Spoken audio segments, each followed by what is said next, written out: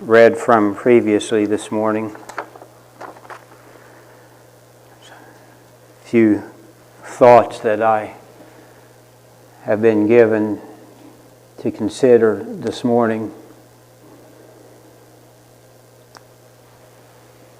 As you saw in the bulletin, if we title things, it'd be Standing Together.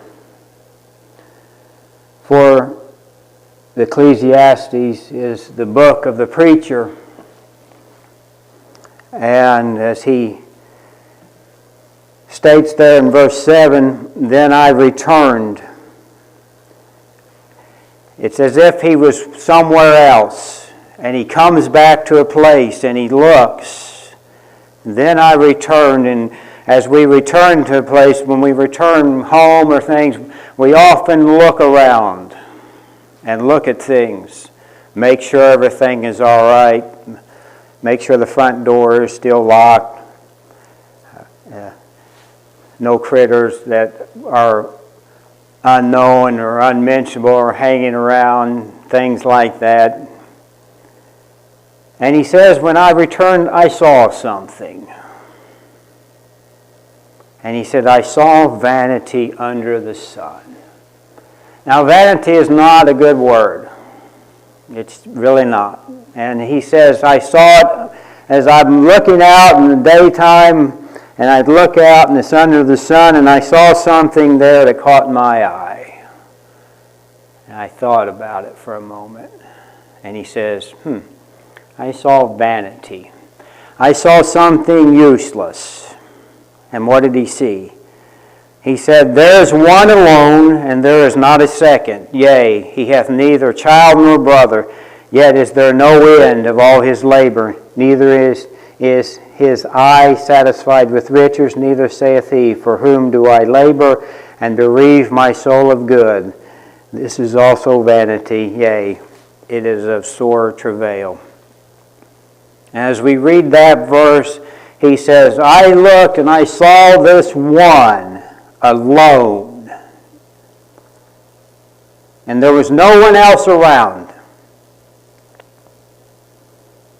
He had neither child nor brother. He's standing alone there. And there's no end to his labor, neither is his eye satisfied with riches, because he's constantly doing something. But for who, he says, who do I labor? And bereave my soul of good. That means he has left all good. Everything that he's doing does not bring him happiness. And he says, this is vanity. For what else is there? He writes, what else is there in this world that we would work and do but to share it? He has no one to share it with. He says, neither child nor brother. There's no one. And yet all these things that he's doing every day, working through his whole life, neither is I satisfied, no matter how much he makes. For whom do I labor? Who do I do all this? Who can I bestow all this on?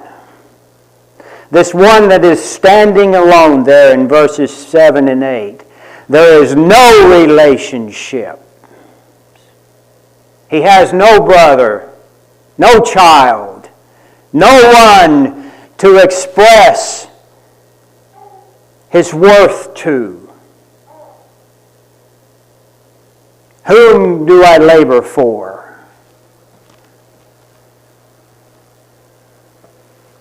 What shall I leave someone?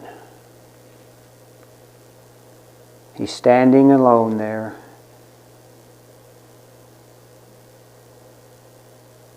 He's as a man that is solitary. It's as if in a prison. And he's in solitary confinement. But it is a place that he has put himself.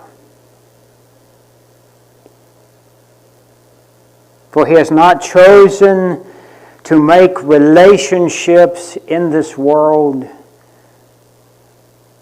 to better someone else. No matter how much he makes at the end of his days, it will all be for nothing.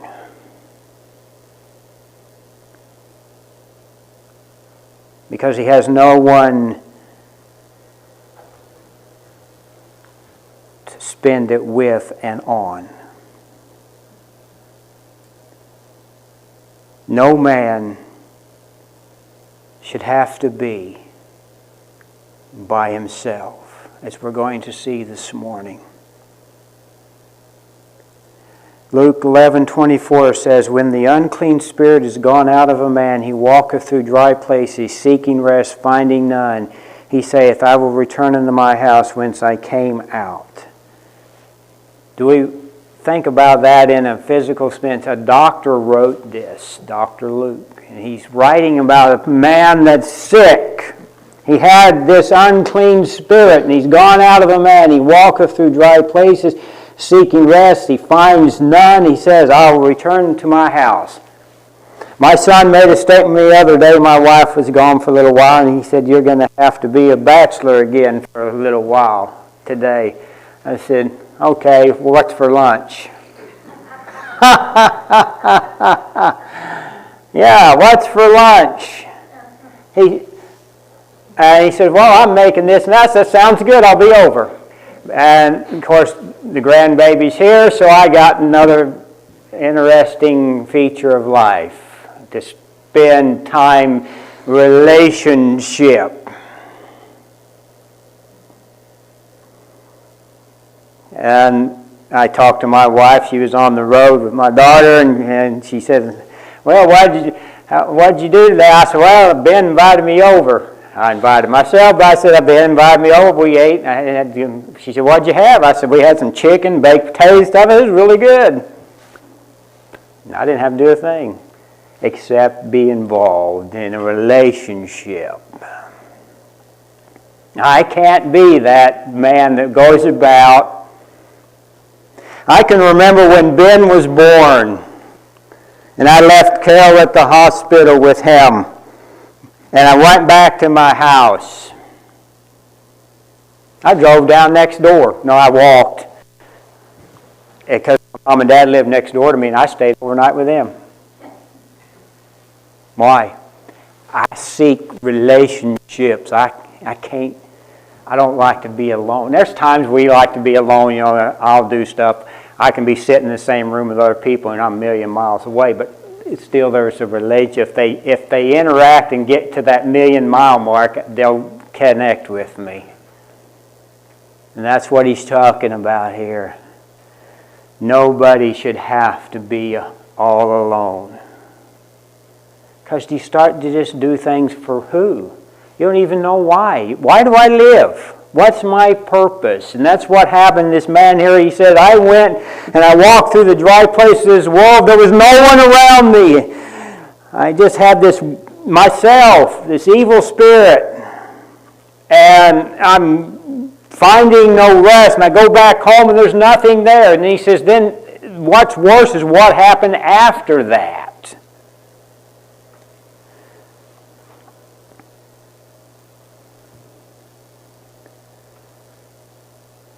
Luke 11:23, he that is not with me is against me, and he that gathereth not with me scattereth. And that's how our lives are if you're not with. You scatter about. When the unclean spirit is gone out of a man, he walketh through dry places, seeking rest, finding none. He saith, I will return to my house whence I came out.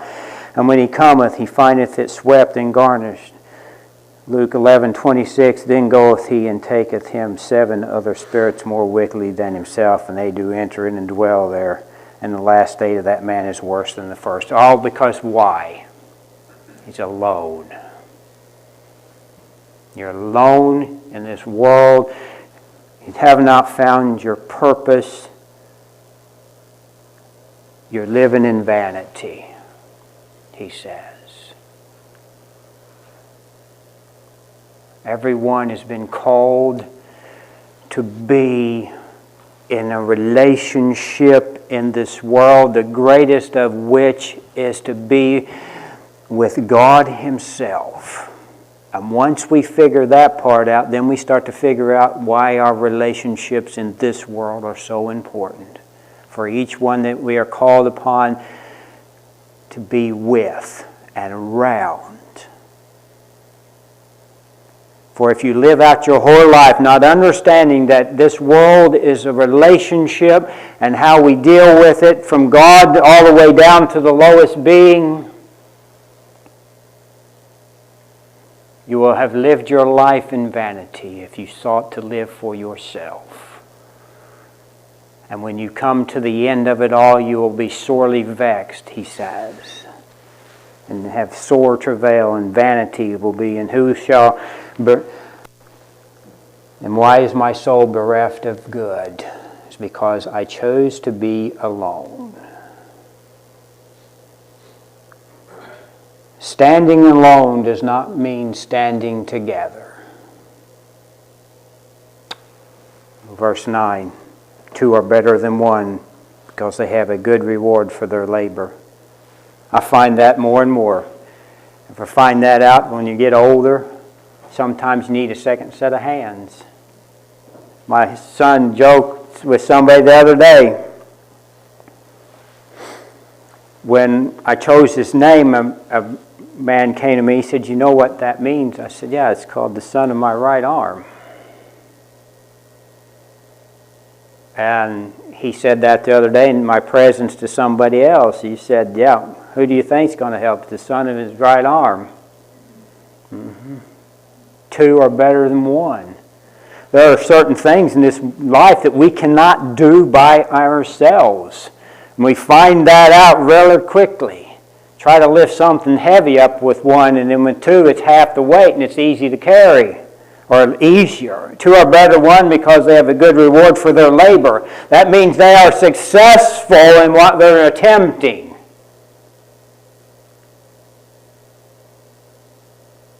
Two are better than 1. This bespeaks of 2 standing together. I can think of no greater thing than going back to Genesis and 2 standing together, because we had this portion of Scripture where there in verse 9 and 10, for if they fall, verse 10, the one will lift up his fellow, but woe to him that is alone when he falleth, for he hath not another to help him up.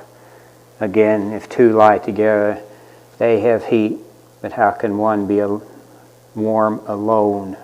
2 standing together. Genesis 2:18.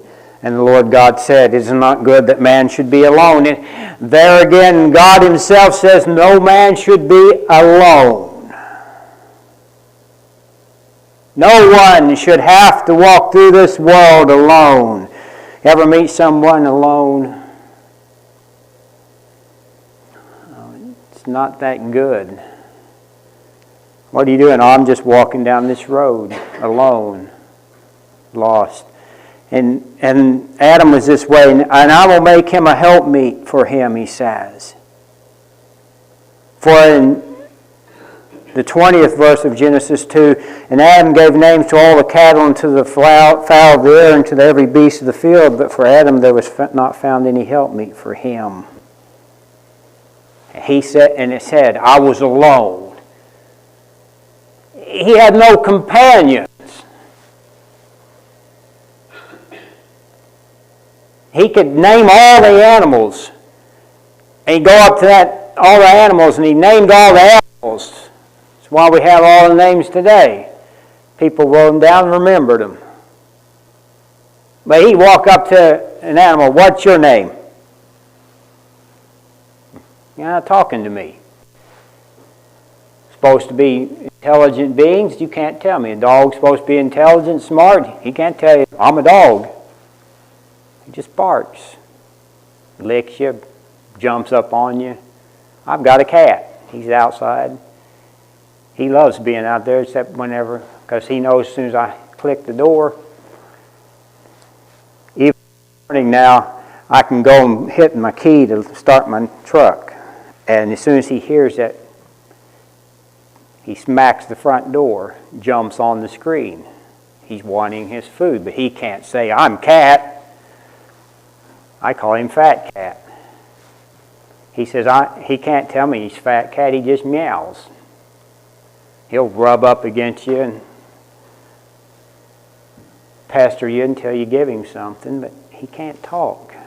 There's a little bit of companionship there, but I can't talk with him. He can't tell me stuff going on in his life. And this was way with Adam. He could have went to every animal. "I named you. I called you this. Munch, munch, munch. So what?" He was alone. And God said, "It's not good." He had said everything before that is very good. I made man. It's very good. Made all the earth. It's very good. All these things are very good. And then he gets to Adam and he says, "I'm all alone." That's not good. It's not good for man to be alone. I'll make him a helpmeet. And it says, two stand together and in their labor. All the things that husbands and wives do together that you can't do by yourself. And the joy that you gain from that. And the happiness of being able to toil alongside one another in the efforts of this life. For you cannot go back to verse 8 and say, "I have no one around me," because there is that capacity now to make something good, he says. Two are better than one because they have a good reward for their labor. That they're building something in this world. Adam would have never been able to build anything if he'd have been all alone. He would have been standing in the perfect garden, all alone.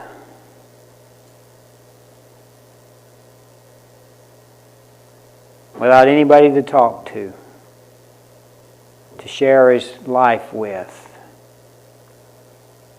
Two standing together.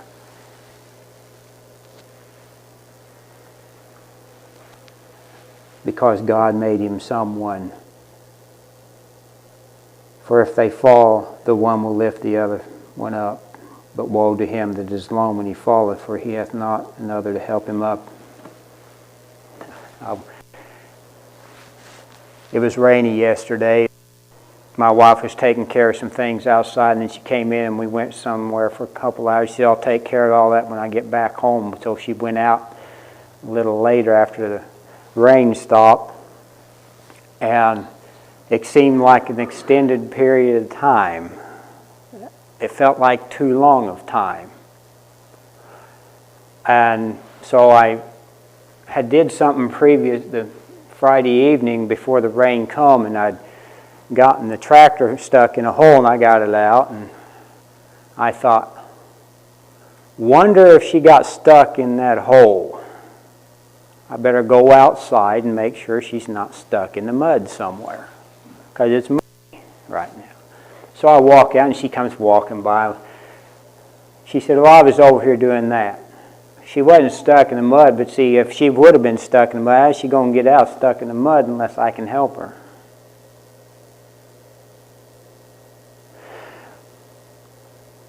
He says, woe to the one that falls and no one's there to help you. Now that's physical, but what happens if someone falls, something's going on in their life, things are happening, and they have no one to go to?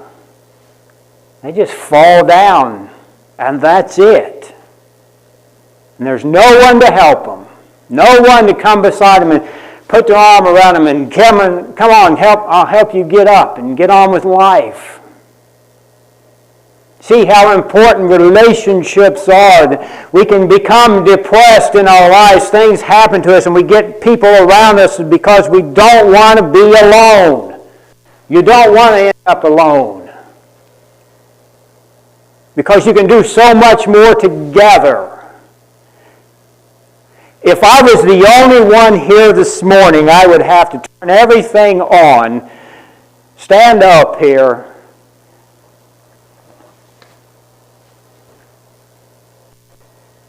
and do all this stuff and talk to a bunch of empty chairs.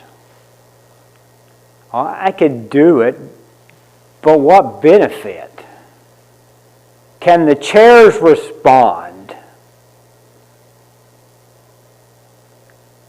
No.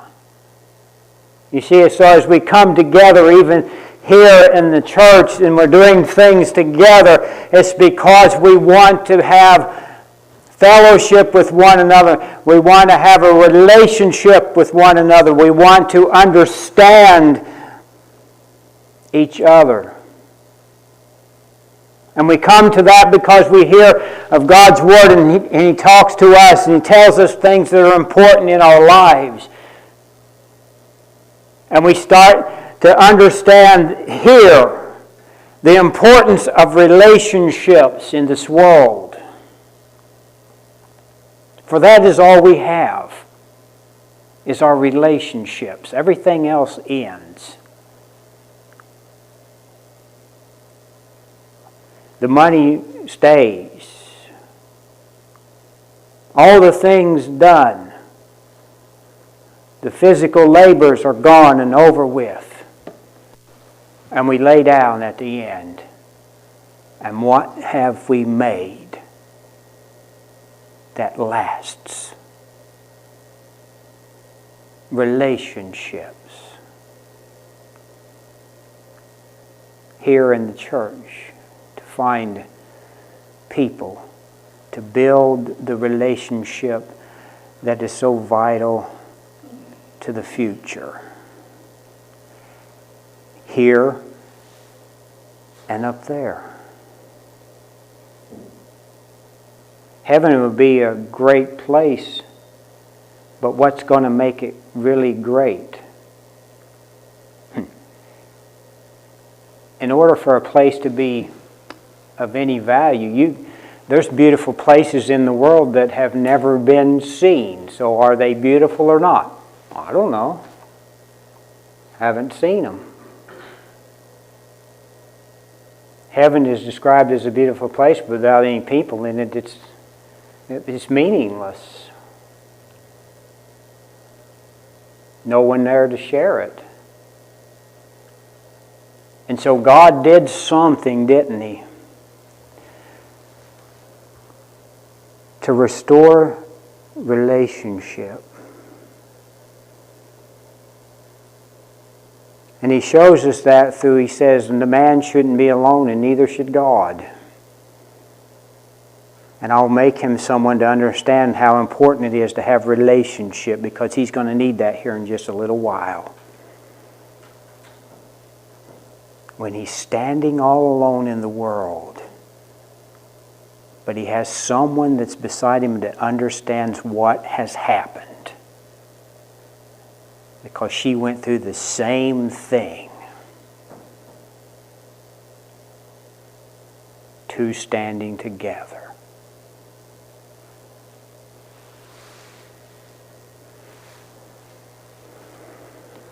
Finally, this morning we come to verse 12. And if one prevail against him, two shall withstand him, and a threefold cord is not quickly broken. This speaks of more than two. Threefold means three, a threefold cord wrapped around. I've used some ropes before. They're pretty tough. You can even get a nick or a cut in one of them and it'll still pull. It's hard to cut a rope that's been twisted and tied.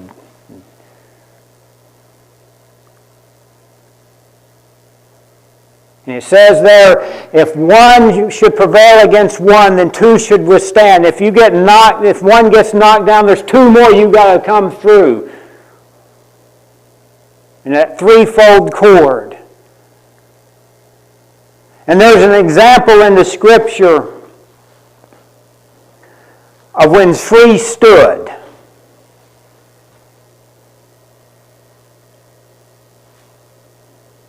And they withstood someone who was of great power. They're found in Daniel chapter 3 and verse 14. Nebuchadnezzar spake and said unto them, Is it true, O Shadrach, Meshach, and Abednego, do not ye serve any of my gods, nor worship the golden image which I have set up? We come to these three names so familiar. The fiery furnace, the things going on in this world. Can you imagine? You see, those three, if you go through and read about them, it's always the three. It's never one of them. It's always the three. Daniel comes to these three early on when they get captured and brought to the kingdom, and he comes and he talks to his three friends and he says, we should not do this. And they all concur, so there's four.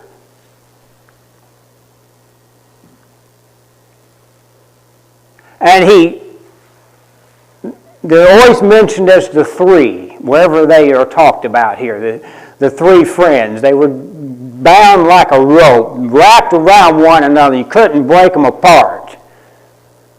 They had their names changed, but you couldn't break who they were. And as they come to this point in their life, from standing with their brother Daniel, to a point that they have to come and stand together, as we look out across that big valley, and there's a 90-foot gold statue, and all these people are around it, and he says, when you hear this sound and you hear this horn blast out, bow down.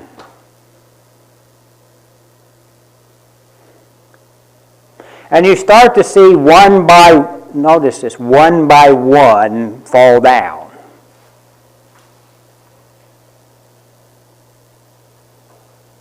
That's how it happens. One by one falls down. And as you see one by one falling down, there's these three standing together. And they get called forward to the king. And the king says, Didn't you hear what I had to say? You do not bow down to my nice little 90-foot statue?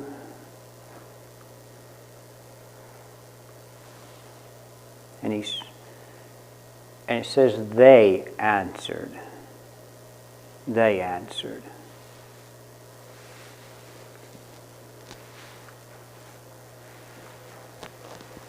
Shadrach, Meshach, and Abednego, verse 16, Daniel 3, answered and said to the king, O Nebuchadnezzar, we are not careful to answer thee in this matter. What did they say? Well, we get some inclination about what they said by the next verse. 19. Then was Nebuchadnezzar full of fury, and the form of his visage was changed. He calls them up there and he says, okay, buddies, you're my buddies, you're important in the government, do what I want you to do. Didn't you hear, bow down. And it says, then his visage was changed against Shadrach, Meshach, and Abednego. It doesn't, again, the delineation is not, he didn't look at one of them. He knew that they were always together.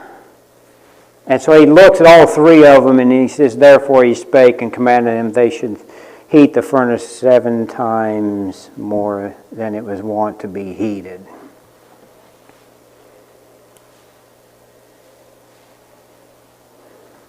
Now let's just take one of them at a time. when you are alone and someone does something and you start looking around,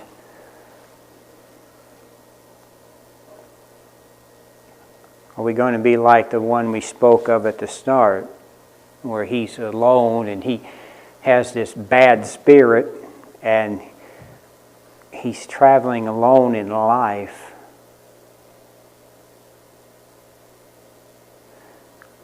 What if one of the cords gets cut, too, and then the next cord gets cut, and the guy's starting to hang on over death, and he's starting to see his tenuous grip is going to be, he's next. What do we do? Are we going to just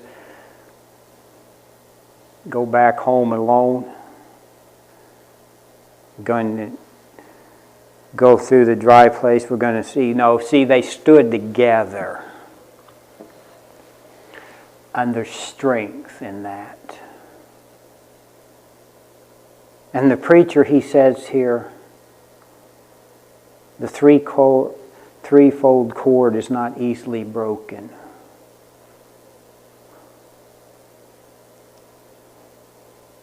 Nebuchadnezzar knew that he had to break all three of them.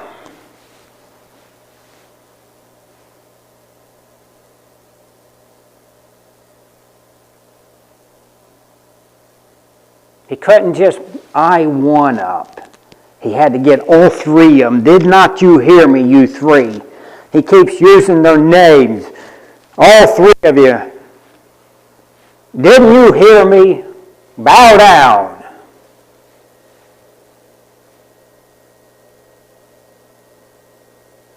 I'll break all three of you. He knew he couldn't break it apart. But then it's strong.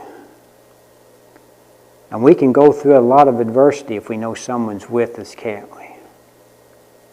Look what they were going to get to. I'll throw you in a fiery furnace. And none of that. He gets so mad at him after that. He said, I'm going to make it. I don't know how you make fire 7 times hotter. It's hot enough. It don't matter. You get around a fire that big in the furnace, it's just hot. But I guess he knew some trick to get it 7 times hotter. I mean, throw some gasoline he had and get it hotter. And I'll throw you in there. You'll burn up so fast. I'll make you pay. But you see, as they stood together, as that threefold cord is not easily broken. When we come on things of this world, if we have someone around us, if we have companions, someone that will help us, one of them might have thought, it's not such a bad idea. All we got to do is just kneel down. We can ask God for forgiveness later. No, them other two were wrapped around him. They wouldn't let him go down. They were going to hold him up. And that's what we're supposed to be doing in this life. We're supposed to be holding one another up, standing together. Notice all around them how many there were. All the princes of the provinces, who knows? Hundreds, thousands out there. And they all fell down. There's 3 men standing up. You're going to always be up against it. But if someone is standing with you, if you're standing with someone, you're going to be a help. You're going to be that threefold cord that won't stop, that won't turn.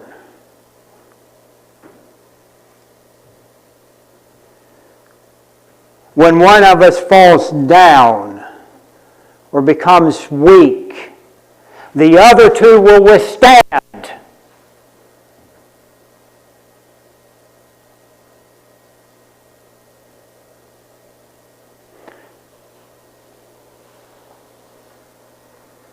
In the day of battle, there were 2 that withstood as one weakened.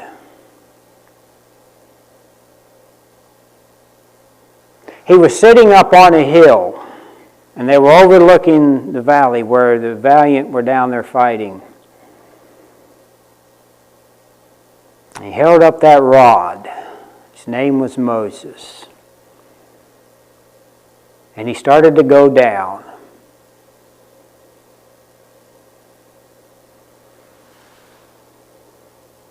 And he's got a hold of that rod, and he's getting weak, and he starts to fall down, and the rod starts to go down, and one and the other grabbed each arm.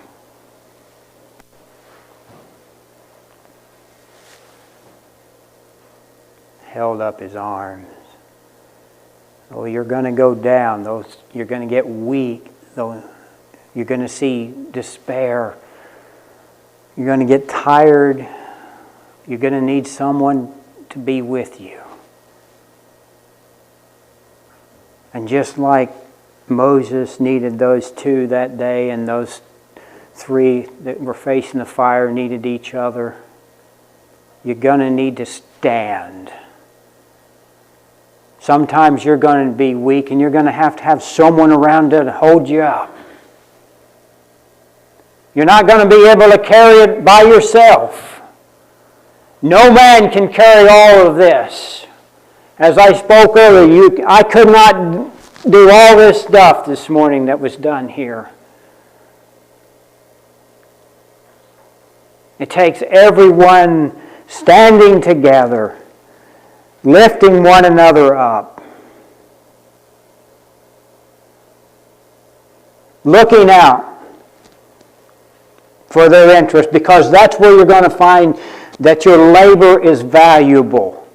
And you're going to come to the end of your days and you're going to say, I did something that was worthy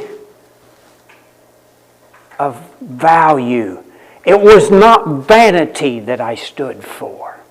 I didn't come to the end of my days alone. I have these that were around me, and they strengthened me, and I strengthened them. Each one of these three guys were all looking at one another and said, we do not consider our answer to you. We will stand for what we believe in. We stand together.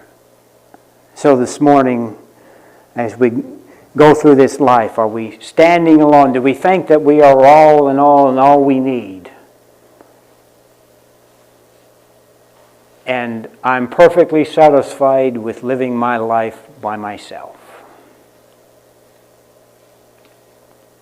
Put me on a deserted island and I'll be happy.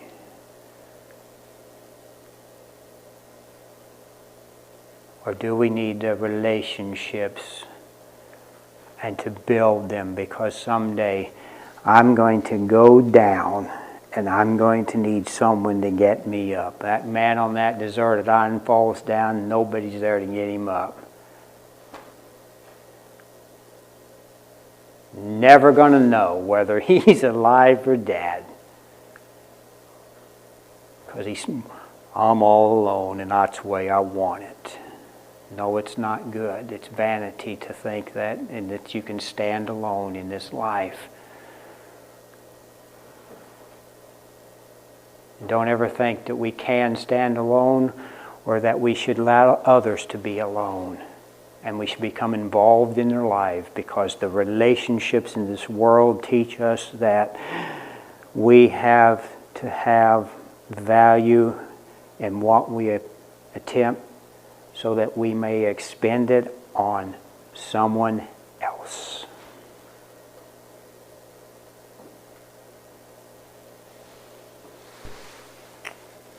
Standing alone or standing together. Father, thank you for your word.